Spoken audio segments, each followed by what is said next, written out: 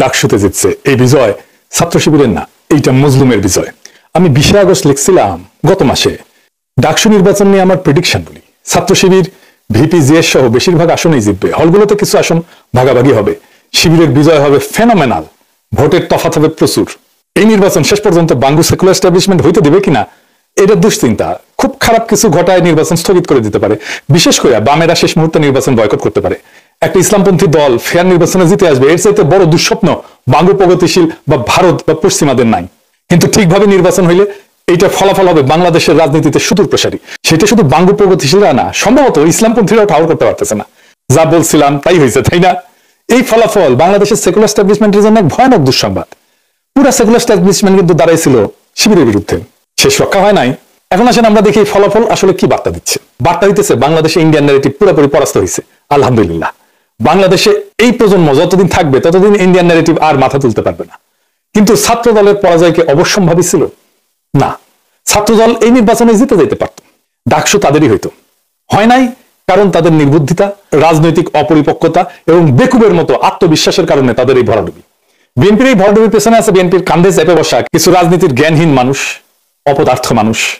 আমি একসময় দেখাইছিলাম, আজ তাদের ক্ষমা দেখায় পরিচিত করে দিতে চাই না, এরা হাতে ধরে বিএনপিকে গাড্ডায় ফেলছে।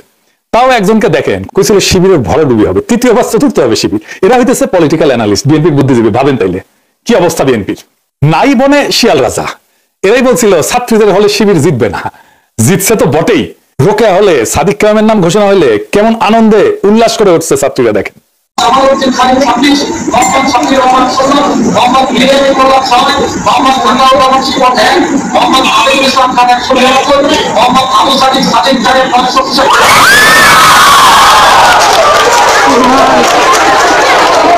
আপনারা জানেন যে 5ই আগস্টের পর যখন ছাত্র দলের ছাত্র শিবির সংঘাত শুরু হইল, আমি তখন নিজ দায়িত্ব নিয়ে এই দুই দলের ভেতরে সংঘাত বন্ধ করার উদ্যোগ নিয়েছিলাম।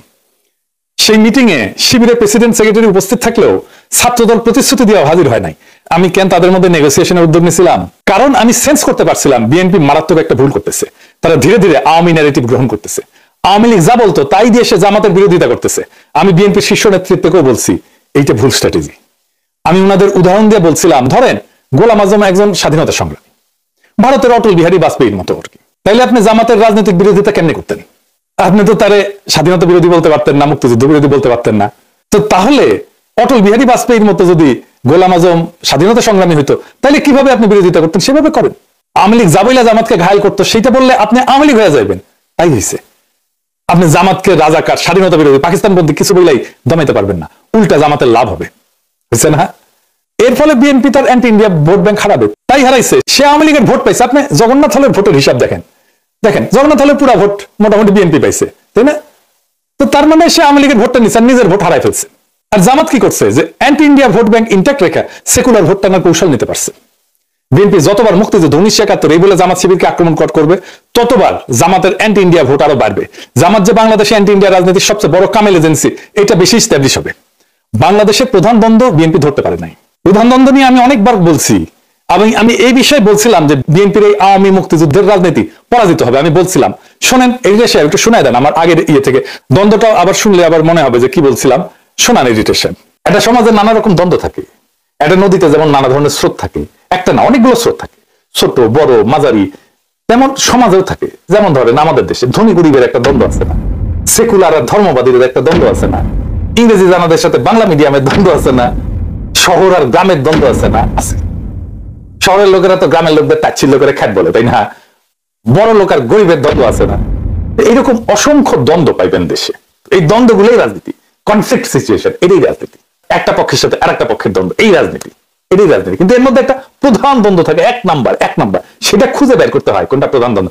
এটাই পলিটিক্যাল ওয়ার্কারদের কাজ, এটাই রাজনৈতিক নেতাদের কাজ। আপনি ইতিহাসে তাকালে দেখবেন ব্রিটিশ আমলে প্রধান দ্বন্দ্ব কি ছিল? ব্রিটিশদের সাথে আমাদের দ্বন্দ্ব না, না তা না। প্রধান দ্বন্দ্ব ছিল জমিদার আর প্রজা। অসংখ্য কৃষক বিদ্রোহ হয়েছে, এর ফলশ্রুতিতে পাকিস্তানের জন্ম হয়েছে। ভারতের স্বাধীনতা আন্দোলন আর পাকিস্তান সৃষ্টি এক না, দুইটা আলাদা দ্বন্দ্বের ফল। পাকিস্তান আমলে দ্বন্দ্ব কি ছিল? বাঙালি আর অবাঙালিদের, তাই না? হাসিনা আমলে দ্বন্দ্ব কি ছিল? প্রধান দ্বন্দ্ব ভারতীয় আধিপত্যবাদের প্রত্যক্ষ সেবাদাসী ফ্যাসিস্ট হাসিনার সাথে বাংলাদেশের নাগরিকদের মুক্তির আকাঙ্ক্ষার দ্বন্দ্ব। দুই পক্ষ, হাসিনা অ্যান্টি হাসিনা। এখন হাসিনা নাই, কিন্তু সে প্রধান দ্বন্দ্ব আছে। ভারতীয় আধিপত্যবাদের প্রত্যক্ষ সেবাদাসী হয়েছেন আপনারা, বিএনপি। এখন আপনাদের সাথে বাংলাদেশের নাগরিকদের মুক্তির আকাঙ্ক্ষার দ্বন্দ্ব শুরু হয়েছে। এই লড়াই আপনারা পরাজিত হইবেন, অবশ্যই হইবেন, এটাই ইতিহাসের শিক্ষা। আজ হোক কাল হোক পরাজিত হইবেন। ইন্ডিয়ান সালসা খাইয়া যারাই বাংলাদেশের রাজনীতি করতে আসবে ধ্বংস হয়ে যাবে, যেই আসুক, যত বড় দল আসুক। মাথা তো কেন কামে দিবে, যত কৌশল নেন আমাদের বিরুদ্ধে কোনোটাই কোনো কাজে দিবে না, কোনোটা কোনো কাজে দিবে না। তো বলছিলাম যত কৌশলই নেন না কেন কোনোটাই কাজে দিবে না, কাজে দেয় নাই। ভারতীয় বয়ান জয় বাংলা হয়ে গেছে। ইন্ডিয়া যে হারছে সেটা নিজুম মজুমদারের আহাজারিতে শোনেন। ইলেকশনের আগে সে বাক্য জারি ছিল, সে বলছিল যে ওরাও হারবে আপনারাও হারবেন, মানে বিএনপি করছে আর কি। শুনেন, শুধু আপনার বিবেচনার উপর একটু ছেড়ে দেই। Now it is your call, it's your take. সিদ্ধান্ত আপনার। কালকে নির্বাচন, প্রশ্নের জবাবটা আপনারাই দিয়ে দেন। যদি জামাত শিবির নির্বাচিত হয়, হেরে গেছি আপনারাও আমরাও সম্মিলিতভাবে। প্লিজ হেরে যায়েন না। তো বিএনপি কেন এইভাবে দুর্বল হয়ে গেল? হাসিনা বিরোধী লড়াইয়ে হাসিনার ন্যারেটিভ ভাঙায় বিএনপির কোনো ভূমিকা ছিল না, আর কালেকটিভ লড়াইয়ে বিএনপির সংখ্যা ছাড়া কোনো ইন্টেলেকচুয়াল ইনপুট ছিল না। এটা সত্য, এটা বিএনপি পছন্দ হবে না, কিন্তু যাই হোক এটা সত্য। এটা বিএনপি বুঝতে পারেনি, নিজে বুঝতে পারেনি, জনগণ বুঝতে পারেনি যে বিএনপির ইন্টেলেকচুয়াল ইনপুট নাই। 5ই আগস্টের পর ক্রেডিট নেওয়ার পালা চলছে, কে কত বড় মাস্টার মাইন্ড তার হিসাব করছে। এই কাজগুলো আমরা করতাম, ন্যারেটিভ বিল্ডিং এটা আমরা করতাম। এবং বিএনপি যখন থেকে আমাদের কাছ থেকে দূরে সরে গেছে, হিসাব করে দেখেন তখনই বিএনপি দিগ্ভ্রান্ত হয়েছে আর জনসমর্থন কমতে শুরু করছে। আমি বলতেছি না যে আমাদের জন্যই কমছে, বরং কমছে এই কারণেই যে আগে আমরা যে ন্যারেটিভ তৈরি করতাম এটা তো বিএনপির জন্যই করতাম, ফ্রি করতাম, ডিফেন্ড করতাম তো বিএনপিরই ফ্রি। এখন তার করি না, তাই সব দুর্বলতা ফাসাদ করে বের হয়ে গেছে। বিএনপি জামাতের রাজনৈতিক বিরোধিতা কিভাবে করতে পারতো এই নিয়ে আমার পরের এপিসোড দেখবেন।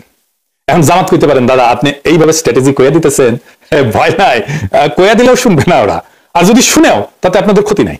রাজনীতির জ্ঞান বিএনপির লবডাঙ্গা হইলেও ইগো আছে টনটনা, 16 আনার উপরে 18 আনা। এখন প্রশ্ন হইল বিএনপি কেন এই রাজনৈতিক অবস্থান নিল? কারণ বিএনপি ডরাইতেছে যে ইসলামপন্থীরা ইমার্জ করছে, লীগ আর বামেরা না থাকলে সে এটা সামলাতে পারবে না। তারা এটা বুঝাইছে ইন্ডিয়া, তাই লীগের ভোট তাদের লাগবে, কিন্তু সেটা নিতে গিয়া যে নিজের ভোট ব্যাংক দেউলিয়া হয়ে যায়, জয় বাংলা হয়ে যাইতেছে, তার কোনো খেয়াল নাই। রাজনীতিতে পলিটিক্যাল এনিমি বা দুশ্মন সিলেক্ট করতে হয়। আওয়ামী লীগ বিএনপির দুশ্মনের মর্যাদাও দিতে চায় নাই, সে তার দুশ্মন বানাইছিল জাতীয় পার্টিকে, গৃহপালিত দুশ্মন আর কি। হাসিনা চলে যাওয়ার পরে বিএনপি চাইছিল প্রথমে যে আওয়ামী লীগ তার দুশ্মন হোক, সেই জন্য সে আওয়ামী লীগ নিষিদ্ধ চায়নি। আওয়ামী লীগ দল নিষিদ্ধ হওয়ার পরে সে চাইছে জাতীয় পার্টি তাদের দুশ্মন হোক, মানে বিরোধী দল হোক। এটাই নিয়ে প্রেসক্রিপশন, তারা কখনোই চায় নাই জামাত বিরোধী দল হোক, এমনকি এনসিপি হোক। এখন নিজেরই বিরোধী দল হওয়া লাগবে। এখন শিবিরের এই বিজয়, ডাকসুতে বিজয় কি অর্থ বহন করে বা এটা কোথায় যাইতে পারে? এই ডাকসুই আগামী সরকারের ছায়া, যদি সে রাজনৈতিক দল ক্ষমতায় যাওয়ার জন্য তৈরি থাকে। 1971 ঠিক আগে তোফায়েল আহমেদ জিতছিল, আসম আব্দুর রব জিতছিল ছাত্রলীগ থেকে, তারপরেই আসছে 71-এ মুজিবের ক্ষমতা নেওয়া, 1990-এ আমানুল্লাহ আমাদের খোকনের জেতা, একই রকম। তাই এইবারে ডাকসুতে ছাত্র শিবিরের বিজয় এটাই বলতেছে আগামী জাতীয় নির্বাচনে বিএনপির বিজয় এখন অনিশ্চিত। এনসিপি আর রাজনীতিতে জায়গা করে নিতে পারবে না। তবে ধরেন মুজাহিদুল ইসলাম সেলিমরা জিতছিল ডাকসুতে, মাহমুদুর রহমান মান্নারাও জিতছিল, কিন্তু জাসদ বাসদ বা সিপিবি ক্ষমতায় গেছে, যায় নাই কেন? আর কখন এই ডাকসু আগামীর ক্ষমতার রাস্তায় ওঠে আর কখন হয় না, সেই হিসাবটা জানতে হবে। আপনি যদি এই বিজয়কে ক্ষমতা পর্যন্ত নিয়ে যেতে চান, প্রত্যেকটা পদক্ষেপ এখন হিসাব করে মাইপে ফেলতে হবে। আমি বিজয়ের আনন্দে আত্মহারা হইতে নিষেধ করছি, কারণ আগামী কাল থেকেই শত্রুরা বিপুল বিক্রমে ঝাঁপায় পড়বে আমাদের উপরে, প্রচুর টাকা পয়সা নিয়ে, বাজেট নিয়ে, পুরো সেকুলার এস্টাবলিশমেন্ট ঝাঁপায় পড়বে। প্রথম আলো ডেলিস্টা নিয়ে এই লড়াইটা জিততে হবে, আমরা এটা জিতবো। বাঙ্গুয়েলুট সেকুলার এস্টাবলিশমেন্ট জানে না আমরা কই দিয়া কেমনে চাপা মেরে দিব, কিন্তু আমরা দিব, এবং আমরা ওদের সাথে আগে আসছি। ওরা চলে ডালে ডালে, আমরা চলি পাতায় পাতায়। ফাইনালি বিএনপি নেতা কর্মীদের বলি, এবার বুঝছেন তো ভাই, সবার উপরে এইটা ন্যারেটিভ তৈরির ক্ষমতা, এটাই আসল পাওয়ার। আমার কমেন্ট বক্সে এসে গালি দিয়ে আমার নিয়ে ট্রল করে রাজনীতিতে গোল্লা খাইবেন বারে বারে। পলিটিক্যাল পাওয়ারটা তৈরি হয় মানুষের অন্তরের খবর জানার মধ্যে দিয়ে, আর তার ভিত্তিতে রাজনৈতিক কৌশল তৈরিতে। সংখ্যা এখানে কোনো মোটেই গুরুত্বপূর্ণ বিষয় না। আমি 1 জন 2 জন 3 জন 4 জন না 10 জন, আর আপনারা 1 কোটি কিনা কিচ্ছু যায় আসে না, আপনি 10 জনের কাছে হারিয়ে যাবেন। জাতীয় নির্বাচনে একই ঘটনা ঘটবে, তৈরি থাকেন। আজকের ডাকসু নির্বাচনের ফলাফল কোনো সাধারণ ঘটনা না, এটা এক নতুন ইতিহাসের সূচনা, এক নতুন দিগন্তের ইশারা। যারা মনে করছিল ইসলামপন্থীরা কেবল প্রান্তিক শক্তি, তাদের ধারণা ভেঙে চুরমার হয়ে গেছে।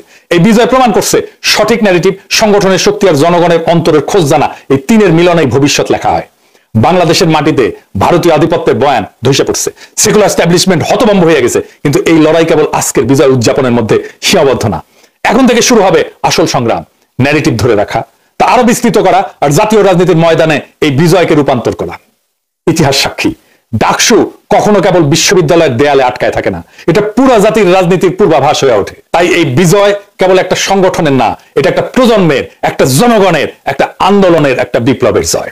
আমাদের দায়িত্ব এখন দ্বিগুণ। শত্রুপক্ষ আসবে সর্বশক্তি নিয়ে, মিডিয়া তার অর্থবল নিয়ে, কিন্তু আমাদের হাতে আছে সেই শক্তি যা তাদের নাই, মানুষের অন্তরের খোঁজ জানা আর ন্যারেটিভ তৈরি করার ক্ষমতা। এটাই আসল শক্তি, এটাই আসল পুঁজি। তাই বলি, আজকের ডাকসুর বিজয়কে আগামীর বাংলাদেশের পথ চলার ভিত্তি করিয়া গড়ে তুলতে হবে। আত্মতুষ্টিতে না, দৃঢ় কৌশলে আগায় যান। শত্রুর আঘাতকে ভয় না, বরং প্রেরণা বানান।